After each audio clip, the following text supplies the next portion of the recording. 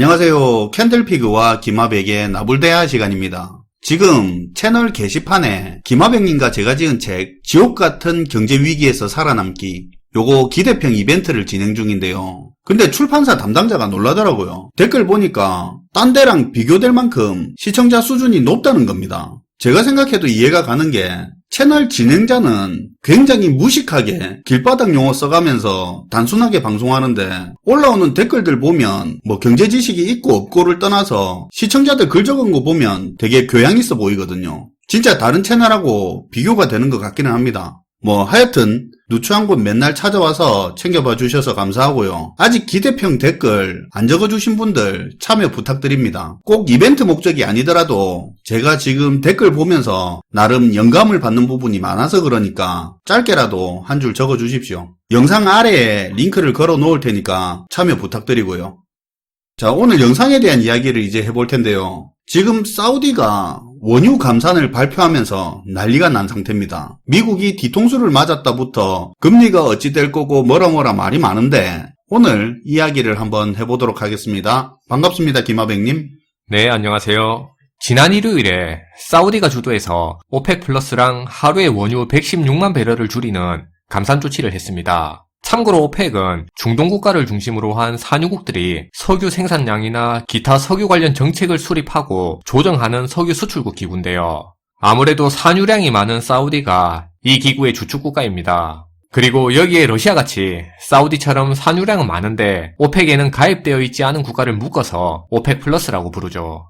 아무튼 지금은 많이 희석되기는 했지만 그래도 중동 국가 중에 대표적인 친미 국가였던 사우디가 이번에 원유 감산 조치를 하면서 미국의 뒤통수를 때렸다는 분석이 많이 나오고 있는데요. 이렇게 보는 이유가 지금 미국 같은 경우는 물가 잡겠다고 혈안이잖아요. 미 연준에서 지금까지 이렇게 금리를 빠르게 올린 이유도 물가 문제 때문에 그런 거고, 바이든 행정부 입장에서도 인플레를 잡기 위해서는 기본적으로 원유를 포함해서 에너지 가격을 낮게 유지해야 될 필요가 있는 건데, 이번에 사우디랑 오펙 플러스가 이렇게 감산 정책을 해버리니까 인플레를 잡으려는 미국의 노력을 방해하고 있다고 보는 겁니다. 그런데 사실 감산도 맞는 이유긴 한데 이번에 사우디가 미국의 뒤통수를 때렸다고 보는 이유는 사실 이런 측면이 더 크다고 볼 수 있어요. 뭐 다른 게 있습니까? 네, 우리가 결과적으로 똑같은 행동을 해도 평소에 하던 말이나 행동에 따라 그게 상대 입장에서는 뒤통수를 때리는 그런 행동이 될 수도 있잖아요. 예를 들면요. 예를 들어 평소에 가깝게 지내던 두 친구가 있다고 해볼게요. 한 친구는 평소에 볼 때마다 매번 돈 없어서 죽겠다고 해요. 장사도 안 되고 돈 들어갈 때 많고 맨날 돈 없다고 힘들어서 죽겠다는 말을 달고 사는 거죠. 근데 갑자기 내가 일이 생겨서 그 친구한테 돈 빌려달라고 했을 때 아니나 다를까 그 친구가 자기도 도와주고 싶은데 너도 내 사정 알잖아 하면서 돈 없다고 거절하는 겁니다. 우리가 이럴 때는 거절을 당해도 그러려니 하면서 쉽게 수긍할 수 있습니다. 예상은 했지만 혹시나 하고 물어본 거죠. 그쵸. 그런데 다른 한 친구는 허구한 날 만나면 의리, 우정 이러면서 우리가 남이가 무슨 어려운 일이 있어도 가까이 두고 오래 보는 게 친구 아니냐고 하는 그런 친구가 한 명 있다고 칩시다. 이거 무슨 말 하는 줄 알겠네요. 네. 마찬가지로 이번에도 갑자기 일이 있어서 그 친구한테 돈을 좀 빌려달라고 해요. 그러니까 그 친구가 갑자기 하는 얘기가 우리 친구 아이가 친구끼리 돈 거래하는 거 아니다 하면서 정색하는 겁니다. 이렇게 같은 거절이라도 평소에 하던 말이나 태도에 따라 상대 입장에서는 뒤통수로 받아들일 수 있는 거예요. 똑같이 둘 다 돈 안 빌려준 거라도 받아들이는 게 다르겠네요. 그쵸. 이걸 참고해서 다시 이번에 사우디가 주도한 감산 얘기를 해보면 원래 오펙 플러스 정례 회의는 6월에 있을 예정이었습니다. 그리고 기존의 사우디의 입장은 원유 감산이 있더라도 그렇게 많지 않을 거라는 입장을 공공연히 알리고 있었어요. 사우디가요? 네. 뭐 사실 이게 사우디가 바이든 정권에 그렇게 호의적이지 않은 건 작년에도 이미 확인됐고 감산도 충분히 가능할 수 있다고 그렇게 예견은 되고 있었는데요. 근데 그러면 이번 일도 뒤통수로 하기에는 억지 아닙니까? 그렇죠. 이걸 뒤통수로 표현하는 건 이런 이유예요. 지난 일요일에 정례 회의도 없는데 JMC 회의라고 해서 감시위원회 회의에서 이례적으로 갑작스러운 추가 감산을 결정하게 된 겁니다. 원래 이때는 감산이나 이런 거 발표하는 게 아니거든요. 이러다 보니까 미국은 물론이고 시장에서도 기존에 큰 감산은 안 할 거라고 하던 사우디의 말도 그렇고 물가 문제도 있고 해서 올 연말까지는 급격한 감산은 없을 거라고 봤는데 이번 감산 조치로 당장 5월부터 올 연말까지 하루에 116만 배럴이라는 엄청난 물량을 지속적으로 줄이기로 한 겁니다. 그것도 갑자기 회의를 열어서 이렇게 말한 거네요. 그렇죠. 여기에 러시아까지 나서서 연말까지 원유 감산에 동참하겠다고 발표했어요. 이러다 보니 시장도 놀래서 한때는 유가가 8%까지 올라서 81달러를 뛰어넘기도 했고요. 지금 이런 이유로 미국이 뒤통수 맞았다는 얘기가 나오고 있는 거죠.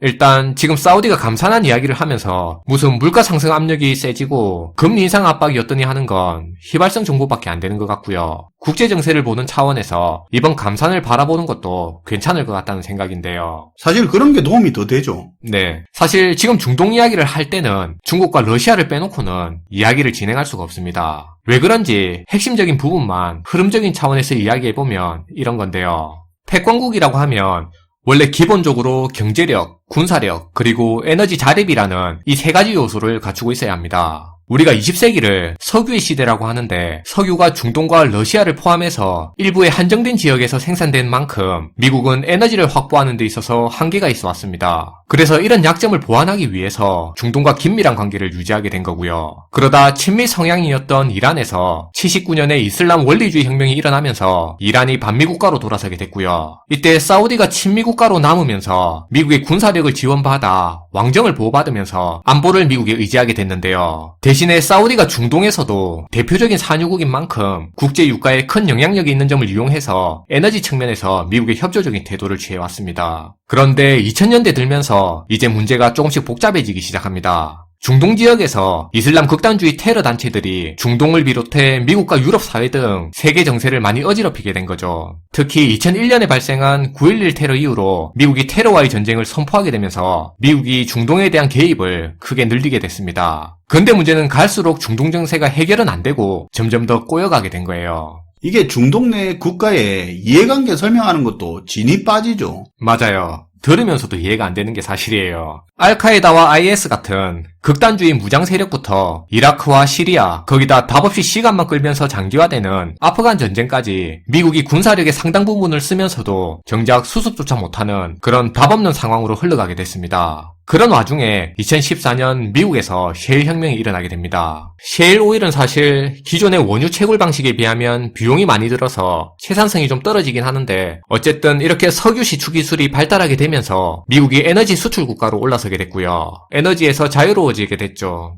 그러면 이때부터 이제 어떤 일이 일어나게 됐을까요? 사요나라 중동이죠. 그렇죠. 미국이 이제 더 이상 중동에서 예전처럼 그렇게 목맬 이유가 없어지게 됐고요. 답도 없고 시간만 끌면서 장기화되는 통에 비용만 계속 들어가는 그런 중동 개입에서 발을 좀 빼고 싶게 된 거죠. 중동 개입을 줄여도 크게 손해볼 게 없겠다는 생각을 가지게 된 겁니다. 그래서 셰일 혁명이 일어나고 오바마 때부터 미국 정부는 계속 중동 지역에서 지속적으로 발을 빼왔습니다. 여기서 중국을 살펴볼 필요가 있는 게 셰일 혁명이 터질 때 2014년 이때가 중국이 1대1로를 선포할 때였어요. 2010년 일본을 제치고 세계 경제 2위가 된 중국이 4년 만에 패권국에 도전하겠다는 그런 야욕을 본격적으로 드러내고 아시아에서 유럽까지 경제, 군사, 외교적으로 발을 넓혀가기 시작했습니다. 하지만 그래도 이때까지만 해도 중동에서 미국의 영향력이 워낙 강하다 보니까 중국이 중동에서는 경제 분야에서만 한정적으로 관계를 강화하고 있었어요. 물론 당시 미국하고 대립하면서 각을 세우고 있던 이란 같은 반미 정서를 가진 중동 국가들과는 중국이 다방면으로 교류를 하면서 돈독한 관계를 맺고 있었습니다. 러시아도 마찬가지고. 그쵸. 그렇게 중국이 1대1로를 선포한 이후로 미국과 중국의 관계는 점점 나빠지고 있었고 급기야 2016년 트럼프 정권에 들어선 미중 무역전쟁까지 하게 됐습니다. 우리가 유심히 봐야 될 포인트는 바로 이때부터 미국의 대외 전략이 급격하게 바뀌기 시작했다는 겁니다. 국제정세에 관심이 없는 사람도 들어봤겠지만 인도 태평양 전략으로 바뀌게 된 거예요. 과거 테러와의 전쟁 시절에 미국의 전략은 세계의 어느 곳이든 각기 다른 두 개의 지역에서 동시에 전쟁이 터져도 미국이 전쟁에 개입해 수행이 가능한 형태였습니다. 하지만 인도 태평양 전략으로 바뀌고 나서는 중국과 러시아가 미국에게 실질적인 위험이 되는 적성국으로 규정해서 이들을 에워싸고 고립시키는 형태를 취하는 전략으로 바뀌게 됐습니다. 그러다 보니 중동 지역에서 미국의 영향력에 공백이 발생하게 된 거죠. 친미 국가로 규정되던 사우디까지 중국과 러시아와 관계를 형성하기 시작하고요. 그것도 굉장히 빠른 속도로 관계를 강화하기 시작했습니다. 아무래도 사우디 입장에서도 미국만 보고 갈 수는 없는 상황이기는 하니까요. 맞아요. 그렇게 중동 지역에서 발생한 미국의 공백을 중국과 러시아가 빠르게 채워나가기 시작했습니다. 특히 사우디는 러시아와 군사협력을 강화하는 합의까지 했었고요. 미국의 심기를 불편하게 할 정도로 중국과의 관계도 강화해갔습니다. 그런데 사실 이런 현상은 단순히 미국이 중동에서 개입을 줄였다고 해서 사우디가 이렇게 행동한 건 아니죠. 솔직히 미국이 얼마나 진짜 인권을 챙기는지는 할 말은 많지만 어쨌든 미국은 인권을 굉장히 중요시하는 나라고, 그런 미국이 중국을 압박하는 데 사용하는 중요한 명분 중에 하나가 바로 인권 문제인데요. 그런데 사우디의 실세인 빈 살만 왕세자가 평소에 자기한테 쓴소리를 하면서 날선 비판을 하던 언론인을 제거해버리는 일이 벌어지게 된 거예요. 이거 사실 서구 사회에서는 받아들일 수가 없는 행동이긴 하죠. 쉽게 말하면 대통령이 자기 맨날 까는 언론인 없애버린 거잖아요. 그러니까요. 그 당시 상원 의원이었던 현재 바이든 대통령도 빈살만을 강하게 비판했었고요. 바이든은 사실 후보 시절부터 사우디를 향해 국제사회에서 왕따시켜버리겠다는 말을 해왔었습니다. 이러니 사우디의 빈살만이 미국과 얼마나 친하게 지낼 수 있었겠어요. 그런 이유로 사우디는 더 적극적으로 중국하고 러시아와 관계를 더욱 끈끈하게 맺어왔습니다. 그리고 사실 사우디도 그렇지만 중동국가 지도자 입장에서는 미국보다는 중국, 러시아 같은 이런 나라가 더 매력적인 안보 파트너이기도 한데요. 사실 중동 국가들이 서구권 진영의 국가들에 비하면 인권이나 민주적 가치 등의 개념이 약한 건 사실이잖아요. 그렇죠. 독재도 흔한 일이고요. 권력층에 대항한다든지 비판하는 개인이나 집단을 심각한 수준으로 인권 탄압하는 일도 흔하게 벌어지는데요. 그런데 미국 같은 나라는 파트너 국가라고 할지라도 인권 문제 등에 대해서는 형식적으로라도 제재를 가합니다. 근데 그게 중동 권력자 입장에서는 짜증나는 일이고요. 하지만 러시아나 중국은 양 국가 간의 이해관계만 된다면 이런 부분은 충분히 눈 감아주니까 중동의 권력자 입장에서는 오히려 러시아나 중국이 더 매력적인 파트너로 생각될 수 있는 겁니다. 그리고 일단 기본적으로 미국은 이란과 적대관계라서 사우디와 이란 사이에서 중재자 역할을 하기는 힘듭니다. 근데 중국, 러시아는 이란과도 친하고 사우디와도 적대적인 관계가 아니니까 가운데서 중재자 역할이 가능하고요. 그 결과가 지난 3월 10일에 드러난 거예요. 사우디 이란 관계 정상화 합의를 하면서 2016년 당교한 이후로 서로 대사관도 복원하기로 하고 기존의 경제 안보 협정을 되돌리기로 합의한 거죠. 여기서 중국이 중재자로서 큰 역할을 한 겁니다. 사실 여기까지만 이야기하고 추가로 얘기를 안 해도 이번 사우디의 감산 결정이 그렇게 황당한 일이라고는 할 수 없겠죠. 다만 여기서 착각하면 안 되는 게 사우디가 중국과 관계를 강화하고 중국 덕분에 이란과 갈등 관계를 어느 선에서 일단락지었다고 해서 미국을 등졌다느니 사우디가 반미로 갔다느니 하는 그렇게 이분법적으로 생각하면 안 되고요. 사우디에 미군이 있잖아요. 그렇죠. 그 부분도 봐야 된다는 겁니다. 포인트는 사우디가 협상력을 엄청 키웠다는 의미로 받아들여야 되는 건데요. 미국은 사우디에서 완전히 손을 뗄 수가 없고요. 그렇다고 사우디도 중국, 러시아에 완전히 올인할 수 없는 입장이라는 점을 이해해야 됩니다.